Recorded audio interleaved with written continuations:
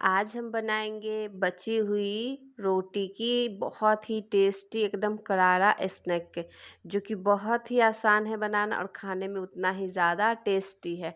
तो यहाँ पे हम 4 रोटी रात की बची हुई लिए हैं, इसी से हम आज का स्नैक बनाएंगे। तो चलिए बनाते हैं।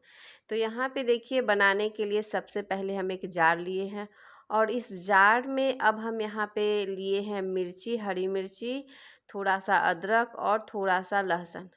तो बस इस इन सब चीज़ों को जार में डाल के पहले हमें पीस लेना है। तो चलिए इसको हम पीस लेते हैं, फिर लेके आते हैं। तो यहाँ पे देखिए, हम इसे पीस लिए हैं और ये देख सकते हैं पीस चुका है। तो अब हम यहाँ पे डालेंगे चावल। तो इसे बहुत ही अच्छी तरह से फुला लिए हैं चावल को, तब हम इस्तेमाल किए हैं। अगर आपके पास चावल का पाउडर है, आटा है, तो उसे भी आप डाल सकते हैं। तो यहाँ पे हम चावल को अच्छी तरह से साफ़ करके और उसके बाद इसको फूलने के लिए डाले थे, तो बहुत अच्छी तरह से फूल गए हैं। तो इसमें हम पानी बिल्कुल नहीं डालेंगे और एकदम गाढ़ा सा इसका पेस्ट बनाएंगे। तो यहाँ पे देखिए, चावल को भी पीस के हम लेके आ गए हैं। तो यहाँ पे देख सकते हैं बिल्कुल दरदरा नहीं है, एकदम बारीकी एकदम पीस गई है। तो बिल्कुल इसी तरह से हमें चाहिए था। तो चलिए अब इसको अब हम निकाल लेते हैं। तो एक जार में अब इसको हम निकालेंगे। तो यहाँ पे देखिए, एक बोल लिए हैं और इसमें जो हम चावल और मिर्ची, अदरक लहसुन का पेस्ट बनाए हैं, उसे हम इस बोल में डाल देंगे। तो यहाँ पे देखिए, पूरे को हम निकाल लेंगे और थोड़ा बहुत जो लगा हुआ रहेगा जार में, उसे हम धो के हल्का सा पानी डाल के इसको धो के और डालेंगे। ज़्यादा पानी हम अभी नहीं डालेंगे, बस इतना ही पानी हम डाल के और इसको बहुत ही अच्छी तरह से मिला लेंगे। तो यहाँ पे देखिए, बहुत ही अच्छी तरह से सभी चीज़ों को मिला लेते हैं और मिलाने के बाद इसमें कुछ चीज़ें हम और डालेंगे। तो यहाँ पे देखिए, इसको हम मिला के तैयार कर लिए हैं। तो अब हम यहाँ पे डाल देंगे 1 कटोरी बेसन। तो छोटी कटोरी से हम बेसन लिए हैं। तो यहाँ पे बेसन डालने के बाद अब हम गरम मसाला डालेंगे। उसी के साथ अब हम यहाँ पे थोड़ा सा धनिया का पाउडर डाले हैं और धनिया पाउडर डाल के अब हम यहाँ पे थोड़ा सा हल्दी का पाउडर डाले हैं, ताकि नाश्ते का कलर बहुत अच्छा है। और स्वाद के अनुसार यहाँ पे हम नमक को ऐड किए हैं और उसके बाद सफ़ेद तिल ढेर सारा हम ले लिए हैं।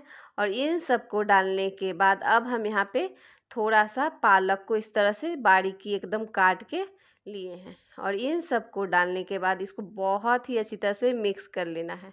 तो यहाँ पे देखिए, इन सब चीज़ों को बहुत ही अच्छी तरह से पहले मिक्स करके उसके बाद इसको हम तैयार करेंगे। तो यहाँ पे देखिए, और फेंटते जाएंगे। तो बिल्कुल इस तरह से इसको बहुत ही अच्छी तरह से मिला लेना है, इसमें लम्स ना पड़े, इस बात का ध्यान रखना है। इसलिए इसको बहुत ही अच्छी तरह से फेंटते हुए इसको हम तैयार करेंगे। तो ये देखिए, इतना ही गाढ़ा इसका हमें पेस्ट चाहिए, ज़्यादा पतला नहीं और ना ही ज़्यादा गाढ़ा होना चाहिए, बिल्कुल इसी तरह से पेस्ट चाहिए। अब हम यहाँ पे डाल देंगे थोड़ा सा नींबू का रस, बस थोड़ा सा, ताकि थोड़ा सा खट्टा स्वाद आ सके। तो इसलिए नींबू का रस डाल के और इसको बहुत ही अच्छी तरह से मिला देंगे। नींबू डालने से बहुत ही अच्छा टेस्ट आ जाता है। तो यहाँ पे इसको मिला दिए हैं और मिलाने के बाद इसको अब हम तैयार कर लिए हैं। तो चलिए अब हम आगे का प्रोसेस करते हैं। तो इस मिश्रण को हम साइड में रखते हैं और यहाँ पे जो 4 रोटी हमारी रात की बची हुई है, उसी से हम बनाएंगे। तो यहाँ पे अब हम एक चौपट बोर्ड डालेंगे और उस पे अब हम एक रोटी डालेंगे। तो यहाँ पे देखिए, एक रोटी को यहाँ पे डाल के और जो हम मिश्रण बना के तैयार किए थे, तो यहाँ पे हम डाल देंगे। तो देख सकते हैं इस तरह से डाल के और इसको अच्छी तरह से पूरे रोटी में फैला देना है। तो देख सकते हैं एकदम ज़्यादा भी नहीं रखना है और ना ही ज़्यादा कम रहना चाहिए। तो बिल्कुल इस तरह से इसको फैला देना है पूरे बैटर को और डाल के इसको बहुत ही अच्छी तरह से तैयार कर लेना है। तो ये देखिए, इस तरह से पूरे रोटी में हम फैला दिए हैं और फैलाने के बाद इसको प्रेस करते हुए इसका हम रोल बनाएंगे। तो बिल्कुल इस तरह से रोल बना के इसको अब हम साइड में रखते हैं। तो ये देखिए, बहुत ही अच्छी तरह से बन जाते हैं, बिल्कुल टूटते भी नहीं हैं। तो यहाँ पे देखिए, इसी तरह से दूसरे रोटी को भी सेम प्रोसेस से इसको हम डालेंगे। तो यहाँ पे देखिए, पूरे अच्छी तरह से फैला और देख सकते हैं बैटर ज़्यादा भी नहीं डाल रहे हैं और ना ही ज़्यादा कम है, बिल्कुल इसी तरह से डालेंगे, कम भी नहीं रहना चाहिए और ना ही ज़्यादा रहना चाहिए।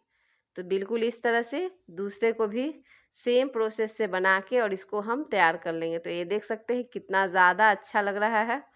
तो बिल्कुल इस तरह से और दबा दबा के ही फोल्ड करेंगे। तो चलिए इसको हम पूरे को बना लेते हैं। तो यहाँ पे देखिए चारों रोल को हम तैयार कर लिए हैं और देख सकते हैं बहुत ही अच्छी तरह से ये रोल तैयार है। तो चलिए अब इसको हम स्टीम करते हैं। तो यहाँ स्टीम होने के लिए हम पहले ही पानी गर्म होने के लिए डाल दिए थे। तो अब हम एक एक करके जो रोटी हम रोल बना के रखे हुए थे उसको हम यहाँ पे डाल देंगे और डाल के इसको अब हम पकने देंगे, ताकि जो बेसन और चावल का जो घोल है वो बहुत ही अच्छी तरह से पक जाए। तो इसको हम कम से कम 10 मिनट के लिए इसी तरह से इसको ढक के और स्टीम कर लेंगे। तो बिल्कुल इस तरह से ढक देना है और ढक के छोड़ देना है। तो यहाँ पे देखिए 10 मिनट के बाद इसको हम देख लेते हैं। तो इसको हम अब ढक्कन को हटा देते हैं और हटा के इसको चेक कर लेते हैं पका है या अच्छी तरह से नहीं। तो यहाँ पे इसको ढक्कन को निकाल के और उसके बाद इसको हम चाकू से चेक करेंगे। तो यहाँ पे देखिए चाकू से इसमें लगा के देखते हैं, अगर पके होंगे तो स्मूथ आएंगे, नहीं पके होंगे तो लग जाएंगे। तो यहाँ पे देखिए बिल्कुल स्मूथ है। तो चलिए इसको ठंडा करके फिर हम लेके आते हैं। तो यहाँ पे देखिए रोल बहुत ही अच्छी तरह से ठंडा हो गए हैं। तो अब हम इसको कटिंग करेंगे और ये देख सकते हैं बहुत ही अच्छी तरह से पक गए हैं। तो इसको अब हम कटिंग कर लेंगे। तो काटने के लिए चाकू से हम इसको छोटे छोटे पीसों में काटेंगे। तो आप बड़ा भी इसको काट सकते हैं, जैसा भी आपको पसंद है। तो हम यहाँ पे बस थोड़ा थोड़ा हाफ इंच इसको काटेंगे। तो बिल्कुल इस तरह से बहुत ही क्रिस्पी ये स्नैक बनती है, बहुत ही अच्छी लगती है, बहुत चटपटा भी लगता है। तो देखिए इस तरह से पूरे को हमें काट लेना है और काट के और इसको तैयार कर लेना है। तो यहाँ पे इस तरह से हम काट के और इसको पूरे को फिर हम लेके आते हैं। तो ये देखिए कितना ज़्यादा इसका जो फ्लेवर आता है, बहुत ही क्रिस्पी और बहुत पता नहीं चलता है कि बचे हुए रोटी का ये स्नैक है, इतना ज़्यादा अच्छा लगता है। तो यहाँ पे देखिए पूरे को हम काट लिए हैं और काट के तैयार कर लिए। तो चलिए इसको अब हम गैस की तरफ चलते हैं, इसको अब हम फ्राई करते हैं। तो यहाँ पे देखिए तेल गरम होने के लिए हम पहले ही डाल दिए थे और एक एक करके पूरे नाश्ते को हम एक ही बार फ्राई करेंगे, क्योंकि पहले से सभी चीज़ें इसमें पकी हुई है, बस क्रिस्पी करना है। तो एक ही बार में इसको हम क्रिस्पी करेंगे। तो यहाँ पे देखिए पूरे नाश्ते को हम एक एक करके डाल देंगे और डाल के जब एक तरफ से सिक जाएंगे तो हल्का हल्का चलाते हुए इसको हम फ्राई करेंगे। तो देख सकते हैं बच्चे हो या बड़े हो या शाम के टाइम हल्का फुल्का स्नैक खाने का मन है, अगर रोटी ज़्यादा बच गई है तो इस तरह से बना के खाइए, बहुत अच्छी लगती है, बिल्कुल पता भी नहीं चलता कि ये रोटी की बनी हुई है।